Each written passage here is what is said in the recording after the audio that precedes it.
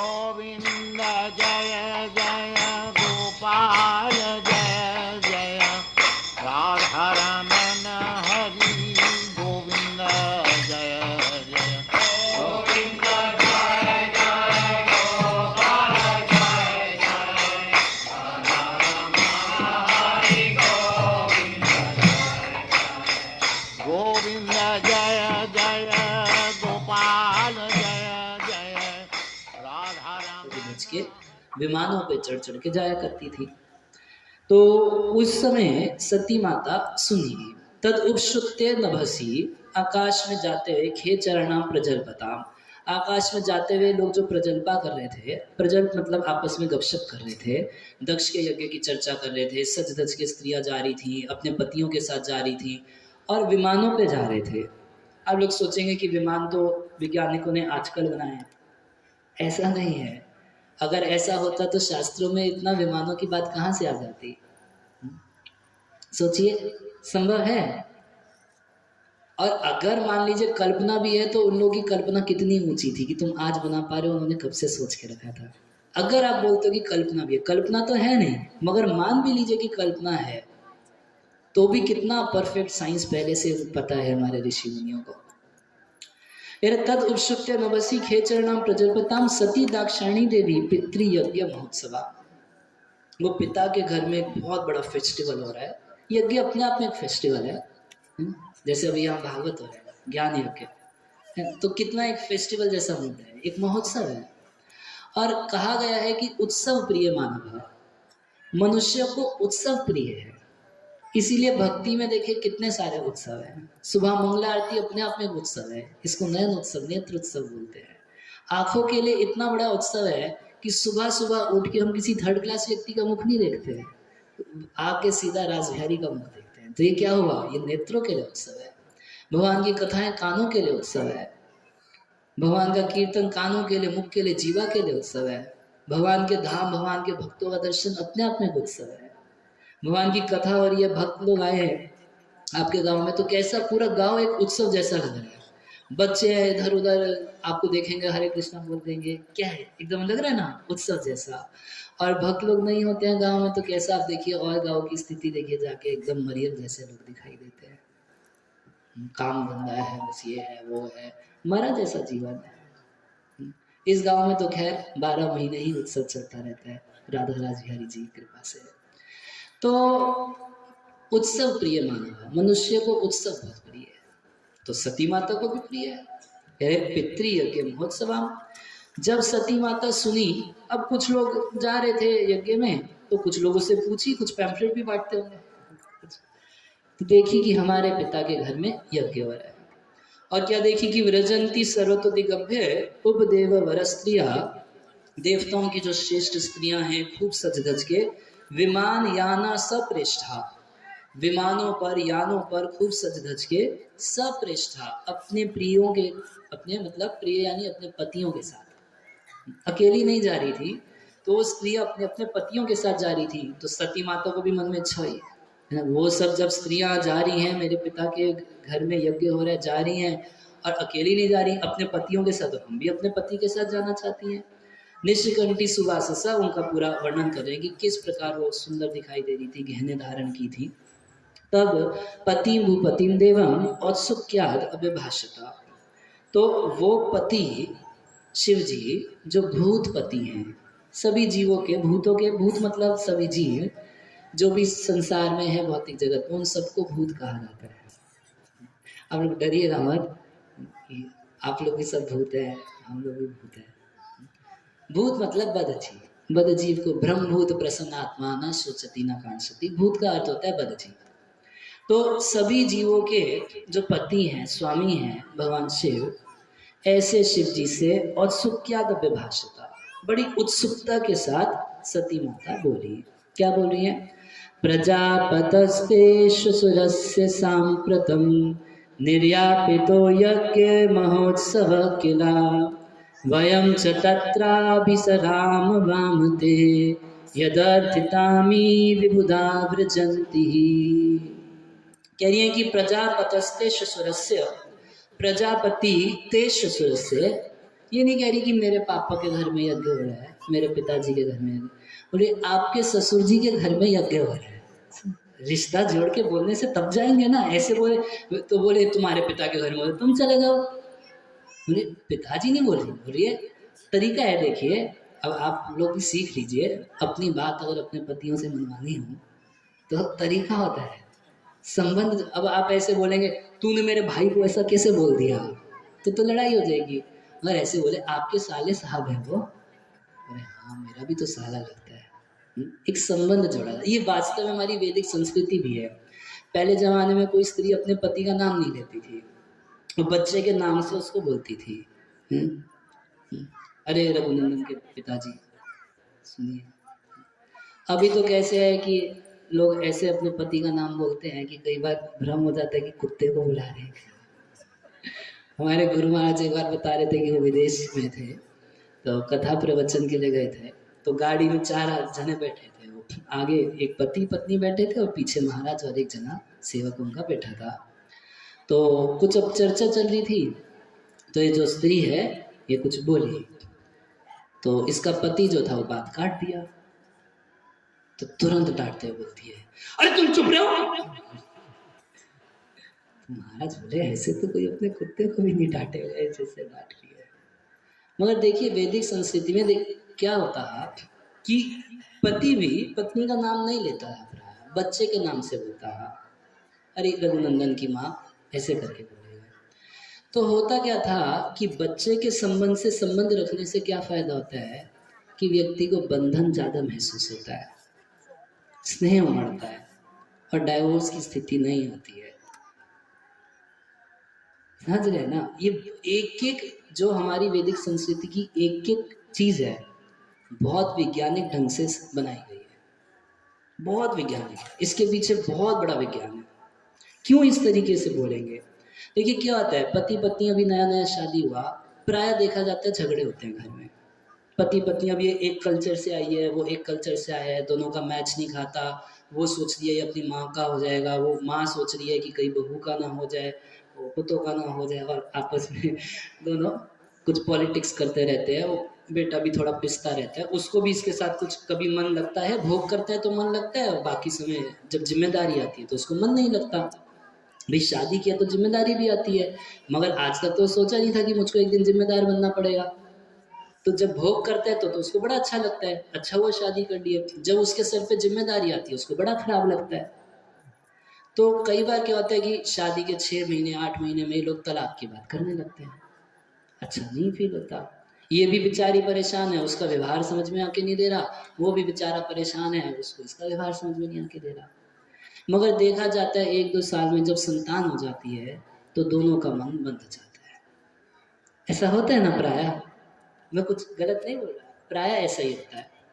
जब संतान हो जाती है उस संतान के चलते अगर मन भी करेगा अलग हो जाए तो इस बच्चे का क्या होगा, ये मेरी जिम्मेदारी है। वो पुरुष के मन में भी आता है, स्त्री के मन में भी आता है कि ये हमारी जिम्मेदारी है।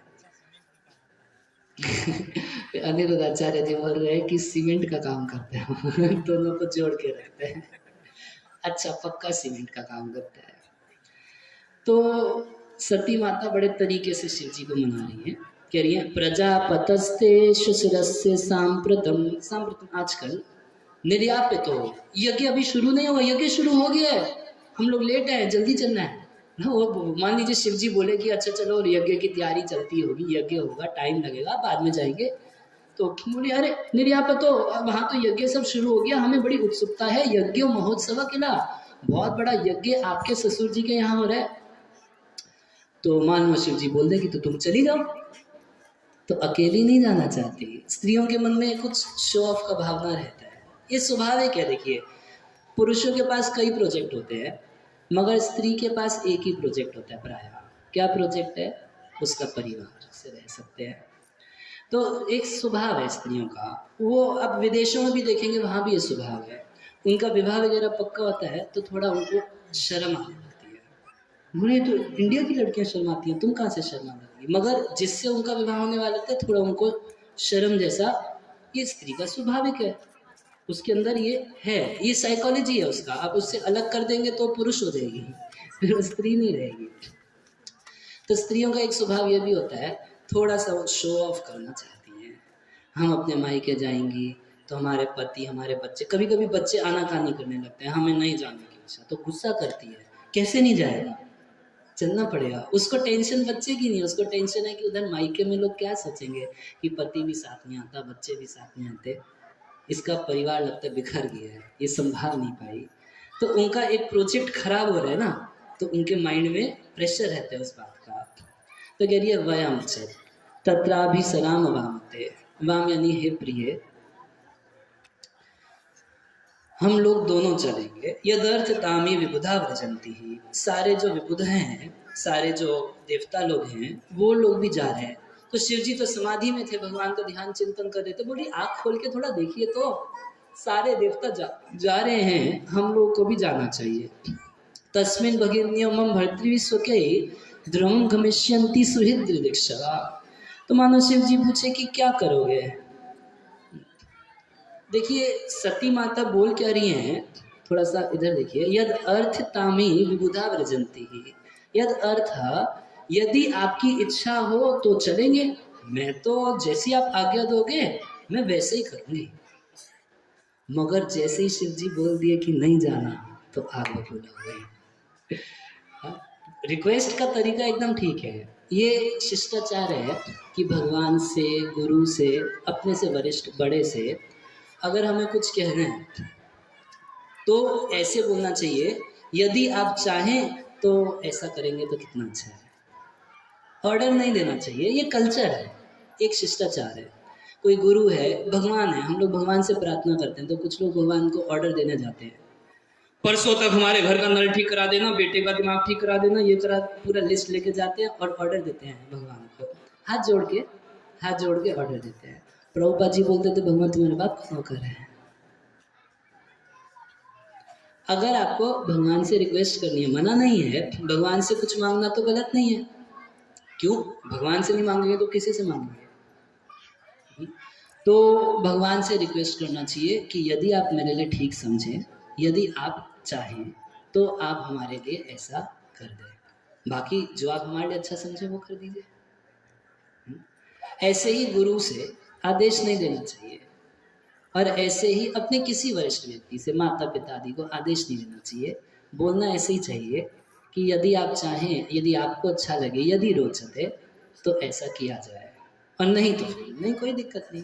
जैसे भगवान श्री कृष्ण जब नंद महाराज को बोल रहे थे कि हम लोग इंद्र की पूजा नहीं करें, गोवर्धन की पूजा करेंगे, तो भगवान भी वहाँ पर बोले यदि रोचसे, यदि आपको रुचिकर लगे। फिर आगे बोले मुझको तो यही अच्छा लगता है। नंद महाराज बोले तो कृष्ण को अच्छा लगता है तो यही करेंगे। और वास्तव में इससे संबंध बहुत अच्छे हो जाते हैं, क्योंकि दूसरा व्यक्ति ये महसूस करता है कि मुझको फोर्स नहीं किया जा रहा, दूसरा व्यक्ति महसूस करता है कि मुझको भी सम्मान दिया जा रहा है, मेरी इच्छा को भी वैल्यू किया जा रहा है। तो सामने वाला भी सोचता है कि मेरे को भी इसकी इच्छा की वैल्यू करनी चाहिए, है ना। जब ये इतना आदर और मेरी इच्छा की वैल्यू करते हुए बात कर रहा है तो मेरे को भी ऐसे ही करना चाहिए। तो प्राय व्यक्ति मान जाता है कि इतना प्रेम से बोल रहा है, व्यवहार के तरीके से बोल रहा है, मान जाते हैं। तो बोल तो रही हैं बड़ी विनम्रता से, यदि आप चाहें, यदि अर्थितामी, आपको अच्छा लगे तो हम लोग दोनों चलेंगे, मेरे आपके ससुर जी के घर में बहुत बड़ा यज्ञ हो रहा है। मगर जैसे ही शिव जी मना कर दिए, एकदम आग बबूला हो गई। अभी मना नहीं कर रहे, अभी उनका रिक्वेस्ट चल रहा है। वे कह रही है तस्मिन् भगिन्यो मम भर्तृभिस्वके, वहाँ पर मेरी भगिनियाँ, मेरी सारी बहन लोग वहाँ पर आई होंगी, और वो मेरी बहनें भी, भर्तृ भी अपने अपने पतियों भरतार के साथ आई होंगी।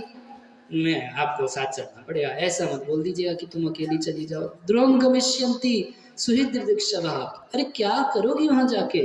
तो कह रही हैं कि वहाँ पे सुहृद्दृदिक्षया, मुझे अपने रिश्तेदारों को देखने की बड़ी लालसा हो गई है। इतना साल बीत गया, शिव जी तो समाधि में थे, बात भी नहीं करते थे, उनकी परमिशन के बिना कोई जाने आने वाली थी नहीं।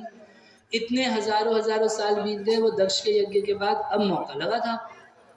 तो बड़ी इच्छा थी कि मैं जाऊंगी तो अपने मम्मी से मिलूंगी, मासी से मिलूंगी, मेरी बहनें आई होंगी अपने अपने पतियों के साथ। तो अहम च तस्मिन् भवता भी कामये, अहम मैं भी, अहम च तस्मिन् भवता, आपके साथ, कामये, मेरी भी बड़ी इच्छा है, मैं भी जाना चाहती हूँ। सहोपनीत परिभ्रम अर्हितुम, वहाँ जाके क्या करोगी? वहाँ जाऊंगी, वहाँ मेरी बहनें आई होंगी, तो वहाँ पे पिताजी जो है सबका सम्मान करेंगे, मेरी बहनों को कुछ गिफ्ट देंगे, मुझको भी कुछ गिफ्ट देंगे।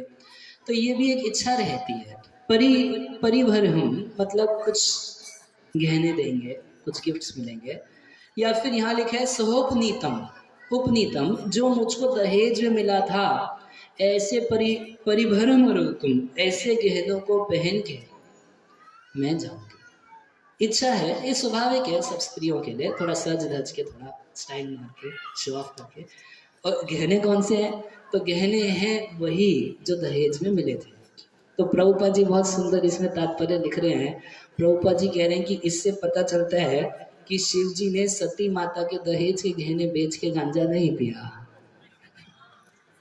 पता चलता जब वो बोल रही हैं कि उपनीतम, भाई शिव जी तो जानते नहीं थे, शिव जी ऐसे किसी स्त्री को प्रसन्न करना, पत्नी को गिफ्ट देना, शिव जी ये सब जानते ही नहीं।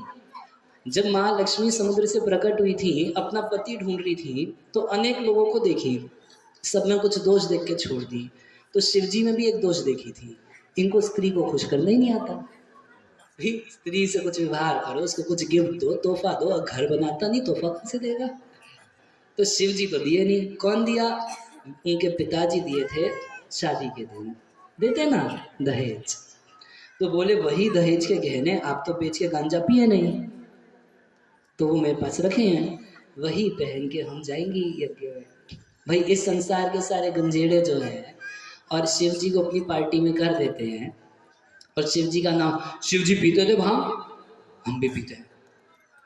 मुझे तो पता नहीं, शिव जी हो सकता है कैलाश पर्वत पर समाधि में बैठ के भांग और धतूरा, यही काम हुआ ना शिव जी का। ये कितना बड़ा निंदा की बात है वास्तव में। और जो लोग इस तरीके की बात करते हैं, वो लोग शिव भक्त कैसे कहला सकते हैं बताइए? अपने इष्ट का इतना बड़ा अपमान कर रहे हैं। कुछ लोग तो इष्ट की गर्दन काट के रख दिए, देखिए ना, इष्ट की ही गर्दन काट के रख दिए। चलिए, और कुछ लोग उनको चरस गांजा दे देते हैं। वो फोटो पिछली बार भी दिखाया था, ढूंढेंगे कल दिखाएंगे आपको, ऐसे कुछ पीस रहे हैं। ऐसे नहीं है शिव जी। तुम लोग शिव जी की नकल करना चाहते हो, और शिव जी की नकल करोगे, भांग पीने, तुमको शराब पीनी है, उसके लिए तुमने अपनी पत्नी का सारा पैसा, सारा गहना बेच दिया, कर्जे में आ जाते हैं। शिव जी तो ऐसा नहीं किए थे। और ज़्यादा शिव बनने की इच्छा है तुमको, तो जब समुद्र मंथन हुआ था, तो उसमें सबसे पहले क्या निकला था? विष निकला था, हलाहल विष निकला था। तो शिव जी क्या किए? उस पूरे विष को अपने हाथ में समेट के पी गए। तो भाई ठीक है, हम तुमको इतना जहर नहीं देंगे, एक बोतल चूहे मारने की दवा तो बचा लोगे ना।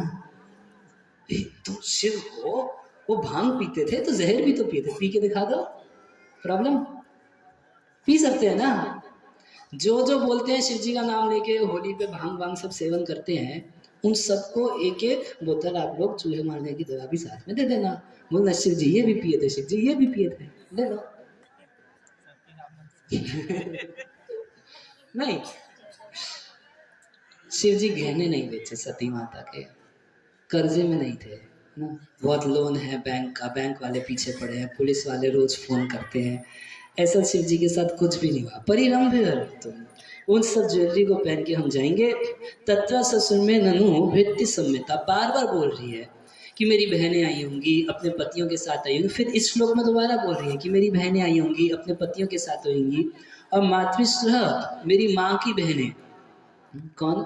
देवहूति, आकुति, ये सब मौसी थी, मौसी हैं। क्लिंधियम च मातरम, और मेरी माँ क्लिंधिया मुझसे बहुत स्नेह करती है। ऐसा आप मत समझिएगा कि सिर्फ ज्वेलरी लेने के लिए मैं जा रही हूँ यज्ञ में।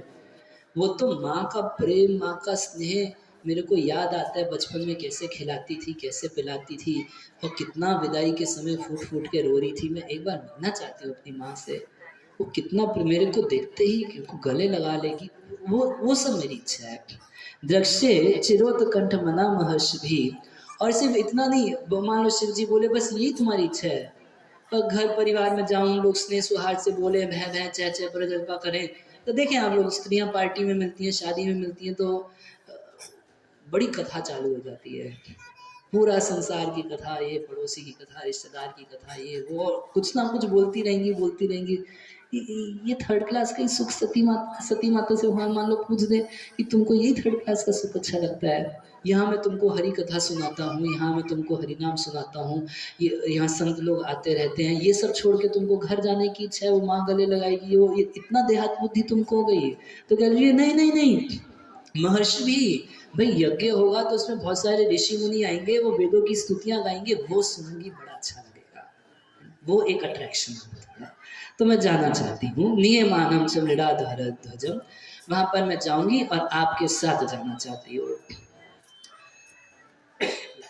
तो इतना ही नहीं, सती माता आगे ये भी बोल रही हैं कि आप मुझको कुछ फिलॉसफी मत सुनाइएगा। मान लीजिए अब शिव जी बोलने लगे कि सती ये तो सब देहात बुद्धि वाली बातें कर रही हो, मेरी मम्मी, मेरे पापा, मेरी बहन, मेरी मौसी, ये कितना देहात बुद्धि की बातें तुम कर रही हो, कहाँ से तुमको इतना देहात बुद्धि आ गई? ये सब भगवान की माया है, भगवान की माया के द्वारा रचित ये सब रिश्तेदार हैं, सब टेम्पररी होते हैं, 2 4 5 7 10 50 साल के लिए रिश्ते होते हैं। भैया कोई माँ है आज किसी को अपना बेटा बोलती है, 50 साल पहले वो बेटा था नहीं, 50 साल बाद जब आप चले जाओगे वो बेटा रहेगा? तब भी बेटा नहीं है। जो बेटा किसी को बोल रहा है, अपना बेटा बोल रहा है, अपनी माँ बोल रहा है, ये सारे रिश्ते जो है कैसे हैं? टेम्पररी है भाई, क्षणभंगु रिश्ते हैं।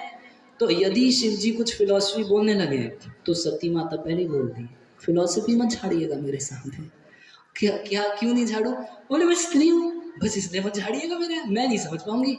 वह कहने वाला है आप कुछ समझाएंगे तो मैं समझ नहीं सकती, मेरी बुद्धि बड़ी मंद है, बस चलो। सुनने को कुछ तैयार नहीं थी। तो कह रही है तो ये तद आश्चर्य जात्म माया, आपकी भगवान की माया से ये जो सृष्टि हुई है, विनिर्मितम भांति गुणत्रयात्मका, ये सारी की सारी सृष्टि का आप अपने भीतर दर्शन करते हैं। जानते हैं शिव जी अपनी आंख बंद करके, जो तीसरा नेत्र बंद करके रखते हैं हृदय के अंदर, वो संपूर्ण ब्रह्मांड में कहाँ क्या गतिविधि हो रही है सबके साक्षी शिव जी होते हैं, सब देखते हैं। क्या भगवान की माया से बनी हुई ये जो सृष्टि है, कैसी माया? तो गुण त्रयात्मकम, ये सत्वगुण रजोगुण तमोगुण से बनी हुई जो है सृष्टि। भाई आप तो अभव है, आपका तो जन्म हुआ नहीं, शिव जी का जन्म हुआ नहीं, बोले आपका तो कोई जन्म हुआ नहीं, तो अब आपको क्या पता कि जन्मभूमि का कितना स्नेह रहता है? आपको क्या पता जन्मभूमि की महिमा? आपको जन्म हुआ नहीं। या फिर अगर बोला जाए कि भाई शिव जी बोले कि जी ब्रह्मा जी से मेरा जन्म हुआ था, जब ब्रह्मा जी पहली बार सृष्टि किए तो 4 कुमार उत्पन्न किए थे। 4 कुमार को बोले कि तुम आगे सृष्टि करो। वो पूछे पिताजी आप क्या करोगे? बोले सृष्टि तुम करो, हम हरि भजन करेंगे। बोले अगर तुम हरि भजन करोगे तो फिर हमको इस लफड़े में क्यों लगाते हो, हम भी हरि भजन करेंगे। बात नहीं माने। अब ब्रह्मा जी पहली 4 संतान उत्पन्न की, उनसे इतना एक्सपेक्टेशन कि आगे सृष्टि करेंगे, करने को राजी नहीं। बड़ा गुस्सा आया, मगर गुस्से को अंदर ही रख लिए तो ब्रह्मा जी की बाहों के बीच में से एक संतान उत्पन्न हुई, और क्योंकि ब्रह्मा जी के रोष से उत्पन्न हुआ और रोता हुआ उत्पन्न हुआ, इसलिए उसका नाम पड़ा रुद्र।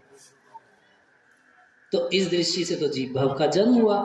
तो भव का यहाँ पर अर्थ ये है, अभव का अर्थ यहाँ पर ये है कि शिव जी जो है उन्होंने कभी कोई भौतिक दुख नहीं देखा। जैसे हम लोग देखते हैं ना, घर परिवार का, समाज का दुख देखते हैं, कोई बाढ़ आ जाती है, कभी सुनामी आ जाता है, कभी बहुत गर्मी पड़ती है, कभी बहुत ठंड पड़ती है, ये सब दुख हम लोग देखते रहते हैं। मगर शिव जी ने कभी ये सारा दुख देखा नहीं है, इसलिए उनको अभव कहा जाता है। बोले आपको क्या पता ये दुख, अपनी माँ से ना मिलने का दुख आपको क्या पता, अपनी बहनों से इतने सालों से मैं मिली नहीं है, मेरा दुख आपको क्या पता, मैं जन्मभूमि जाके देखूंगी अपनी, मगर आपको ये सब नहीं समझ में आएगा। तथापि हम योषित अतत्व विच्यते, मेरे को तत्व नहीं समझ में आएगा, मैं तो स्त्री हूँ, हमको फिलॉसफी नहीं भाती। अब देखिए ऐसा फिर वही आरोप लगा देंगे कि स्त्रियों के अगेंस्ट शास्त्र लिखे रहे हैं, मुझे तो स्त्री बोल रही है। मगर सती माता चालाकी से बोल रही है अपना काम बनाने के लिए। ये बड़ा क्या बताएं, तो आप लोग बोल देंगे कि हम भी वही बोल दिए। इस मामले में स्त्रियां बहुत चालाक होती है। अपना काम बनाने अगर तो बोलेंगी हमको मूर्ख कैसे बोल दिए, हम क्या बुद्धिहीन है, क्या समझते हो, और अपना काम बना, अरे हम तो मूर्ख हैं प्रभु जी, कहाँ ये सब फिलॉसफी समझ में आती है हमें। तो जैसा काम बनाना होगा वैसे बात को घुमा देते हैं। ये मेरे को मारिएगा मत आप सब, यहाँ तो स्त्रियाँ ही जाएगा। मगर इस मामले में एक स्वभाव भगवान बनाए कि ये लोग बड़ी चालाक होती हैं, जैसा काम बनाना होगा वैसी फिलॉसफी झाड़ने लगती है। एक कथा में आना है तो ऐसी फिलॉसफी दे देंगी, कथा जाना बड़ा जरूरी है। कथा में नहीं जाना है तो बोलेंगे अरे हम तो इतनी बंधु हैं, कथा का सुन पाएंगे, जाएंगे नहीं। कैसे ना कैसे बढ़िया एकदम। मगर एक चीज सती माता पहले ही बोलती है, यदि आप मुझको प्रवचन करने लगे, देहात्म बुद्धि फिलॉसफी समझाएं, सिद्धांत समझाएं, तो नहीं। तथापि हम योषित में तो स्त्री हूँ, तो अतत्व विच मेरे को तत्व की बातें नहीं समझ में आती, शरीर आत्मा का भेद समझे। ऐसे कहानियाँ वहानियाँ अच्छे, जाएंगे परिवार में यज्ञ होगा कुछ सुना, हाँ वो सब बड़ा अच्छा लगेगा, वो ठीक है। दीना, अरे मैं बड़ी दीनहीन हूँ, मेरे को बहुत ज़्यादा बुद्धि नहीं है, प्रभु जी हमको फिलॉसफी मत सुनाइएगा, हमको यज्ञ में चलिए। दीना दृश्य भव में भविष्यतम शितिम, भविष्यतम यानी मेरी जन्मभूमि। हे भव, मैं अपनी जन्मभूमि देखना चाहती हूँ, बस इतनी ही मेरी कामना है। जहाँ जन्म ली थी, पाली पोसी बड़ी हुई, अपने पिता की गोद में खेली, तो अभी भी तो शिव जी आँख खोल के देख ही नहीं रहे थे। शिव जी आँख बंद की अपना, बोल रही थी, शिव जी सुन रहे थे, और शिव जी मन में सोच रहे थे कैसे इसको टालूं।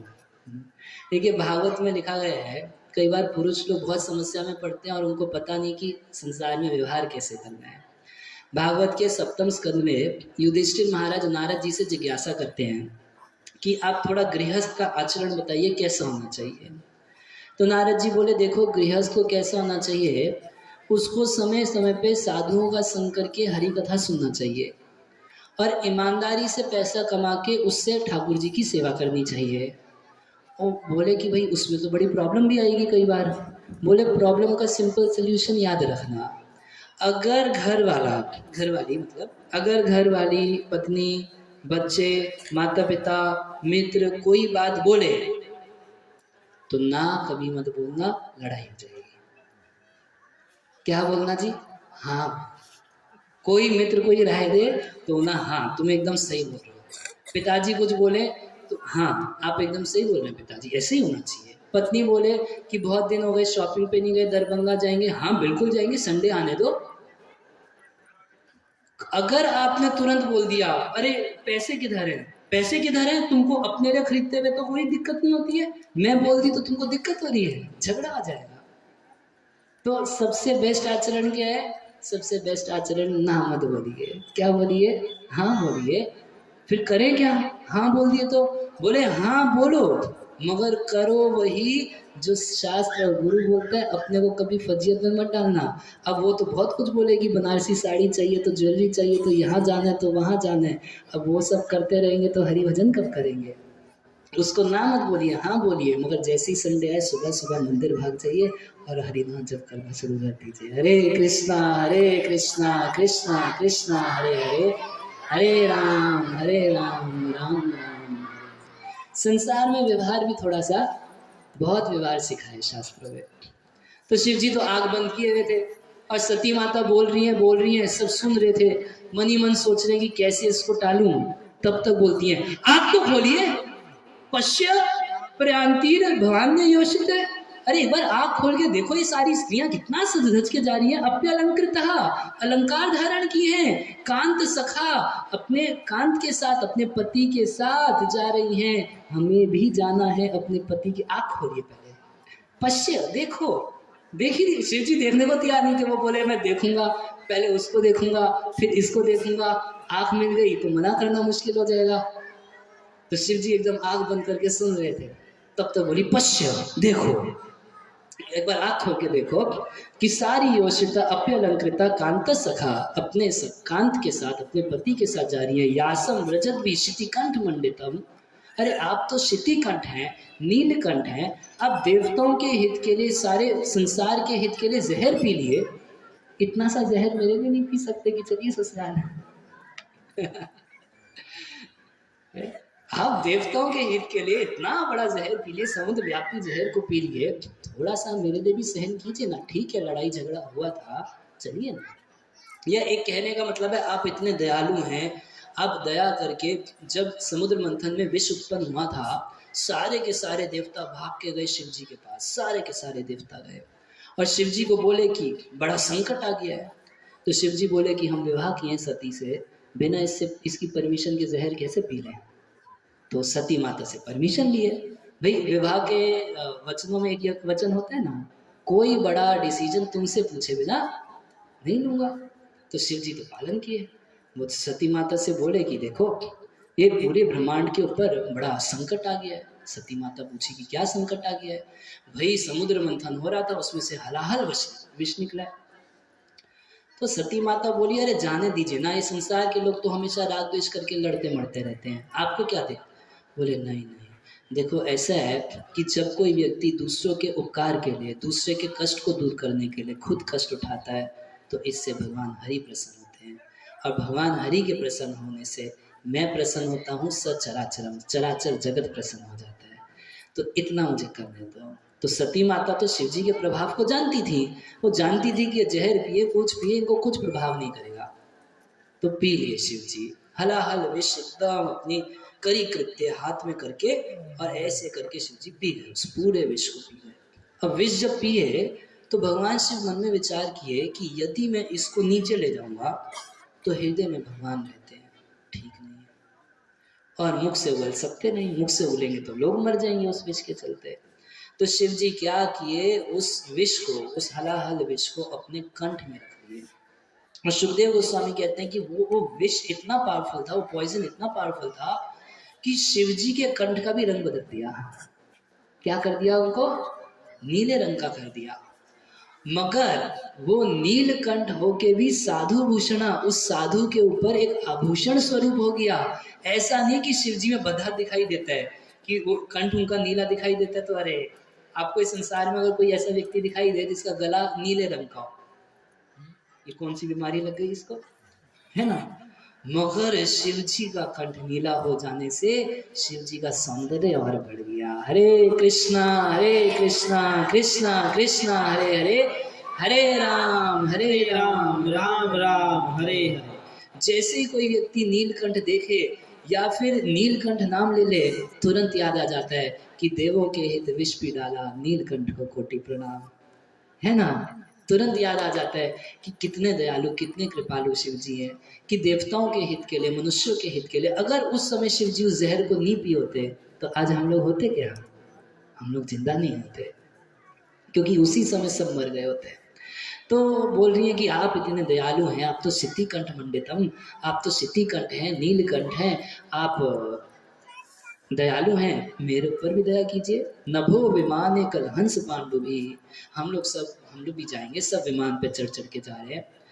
तो अभी भी देख रही है कि शिव जी की इच्छा नहीं है। बोली अरे आप कैसे सोच सकते हैं कि ना जाए। कथम सुताया पितृगेह कौतुकम, किसी लड़की के घर में कुछ कौतुक हो रहा हो, कुछ फेस्टिवल हो रहा हो, तो कथम, कैसे ये संभव है कि एक बाप की बेटी अपने घर ना जाए। कथम सुताया पितृगेह कौतुकम निशम्य, सुन ले एक बार, देह सुरवर्य नेंगते, वो कैसे ऐसा कर सकती है। वो नेंगते मतलब वो क्यों डिस्टर्ब नहीं होगी। मेरा डिस्टर्बेंस जायज है, मेरे पिता के घर में इतना बड़ा फेस्टिवल हो रहा है, एक सुबह मेरे को जाने की इच्छा है। अनाहुता अप्यभियंति सौहृदम, कह रहे हैं कि अनाहुता, अब मान लो शिव जी बोल दे कि इनविटेशन आया क्या जो तुम जाना चाहती हो, तो कह रही है अनाहुता, अरे इनविटेशन नहीं आए तब भी जाना चाहिए। भाई देखो क्या होता है, बड़ी बड़ी शादी विवाह, कोई बड़ा फेस्टिवल हो रहा होता है तो व्यक्ति लिस्ट बनाता है किस किस को इनवाइट करना है। मगर प्राय क्या मिस्टेक करता है कि शादी ब्याह में जो लोग मदद कर रहे हैं और एकदम करीबी जो रिश्तेदार है, लिस्ट में उनका नाम नहीं डालता। उनको तो हम दे ही देंगे, और दे देंगे क्या, वो तो काम कर रहे हैं शादी में, वो कहाँ जाएगा, वो तो है ही, होता है, ऐसा नहीं होता।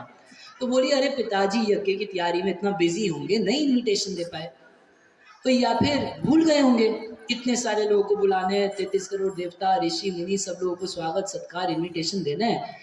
अगर हमको भूल गए तो पिता के घर में क्या इन्विटेशन कार्ड लगता है। यानी कुछ लोगों के घर में कोई इन्विटेशन कार्ड नहीं लगता। किस किस का, अप्यभियंति सोहेदम, सोहेदम मतलब जो दोस्त है, अगर एकदम करीबी मित्र है, उसके घर में कोई फेस्टिवल है, कुछ है, नहीं भी बुलाया तो उठ के उठा के चल दो। दोस्त है ये, करीबी दोस्त, तो उसके यहाँ चला जा सकता है। और फिर कह रही है भर्तु, पति के यहाँ, पति के यहाँ तो कोई इनविटेशन कार्ड नहीं होता, सब कब्जा करके बैठी है ना। कोई इनवाइट किया, कोई इनविटेशन नहीं भी देगा तो मुंह उठा के चल देंगे। अच्छा, और गुरु, गुरु के यहाँ भी कोई इनविटेशन की ज़रूरत नहीं होती है। जैसे अभी यहाँ पे भागवत कथा हो रही है, तो गुरु के पास जाना चाहिए, अपने हित के लिए जाना चाहिए। कोई बोले अरे हमें तो इनविटेशन आया नहीं, हम क्यों जाएं, तो कथा कोई न्योता पुराने के लिए सुननी चाहिए। कुछ लोग न्योता पुराने के लिए आते हैं, अरे लोग क्या कहेंगे, अगर उसके लिए भी आते हैं तो बहुत अच्छा है। वो कुछ लोग सीधे प्रसाद के टाइम आते हैं न्योता पुराने के लिए, तो उसके लिए भी आएंगे तो वो भी अच्छा है, वो कुछ बुरा नहीं है। मगर गुरु के यहाँ इनविटेशन एक्सपेक्ट नहीं करना चाहिए। मंदिर से इनविटेशन कभी एक्सपेक्ट नहीं करना चाहिए। मंदिर अपनी गरज से, अपने कल्याण के लिए जाना चाहिए। कोई बोले अरे हमें तो कोई पूछता नहीं, वहाँ पे हमें कोई बुलाता नहीं, तो एक सवाल उठेगा ना, तुम क्यों मंदिर जाते हो, कि कोई तुमको पूछे, इसके लिए जाते हो? कोई आपकी चापलूसी करे इसके लिए आप मंदिर जाते हो? कोई आपके पीछे पीछे चले हाथ जोड़ के, बहुत अच्छा आप मंदिर आए, बहुत अच्छा आप दर्शन करने आए, बहुत अच्छा आप कीर्तन करते हैं, बहुत अच्छा आप मंदिर में से, कोई अप्रिशिएट कर दे तो बहुत अच्छी बात है। मगर कोई नहीं भी करे, कोई नहीं भी बुलाए, कथा में कोई इनविटेशन ना जाए, तो भी अपनी गरज से जाना चाहिए। हमारे गुरु महाराज तो बोलते हैं कि कथा का इनविटेशन देना भी नहीं चाहिए। ऐसे देना चाहिए, एक ओपन इनविटेशन देना चाहिए। मगर जानते हैं होता क्या है, अगर आप किसी को स्पेशल इनविटेशन देते हैं तो कथा में आता है, और आने के साथ उसकी बहुत बड़ी लिस्ट रहती है, हमारा ऐसे सत्कार नहीं हुआ, हमें रहने की ऐसी जगह नहीं मिली, हमें खाने को नहीं पूछा किसी ने। तो कथा सुनने आ रहे हो या शादी ब्याह में आ रहे हो? तो गुरु के पास बिना इनविटेशन के जाना चाहिए। और चौथा कौन? देहकृत, जिसने ये शरीर दिया।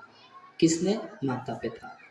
तो माता पिता से कोई इनविटेशन की एक्सपेक्टेशन नहीं होती। माता पिता मान लीजिए बीमार हो जाएं तो फ़ोन करके बुलाएं तभी बेटा जाए, ठीक नहीं है। माता पिता के घर में कोई फेस्टिवल है तो बच्चे तभी बुलाएं जब उनको बुलाया जाए, ऐसा कोई नियम नहीं। बोले 4 जगह पर बिना इनविटेशन के जाना चाहिए। कौन 4 जगह पर बताइए? दोस्त के यहाँ, दूसरा पति के घर में, तीसरा गुरु के पास, और चौथा इधर देखिए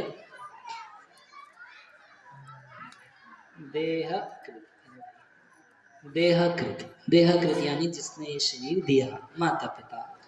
तो पिताजी के घर तो बिना इनविटेशन के जाना चाहिए।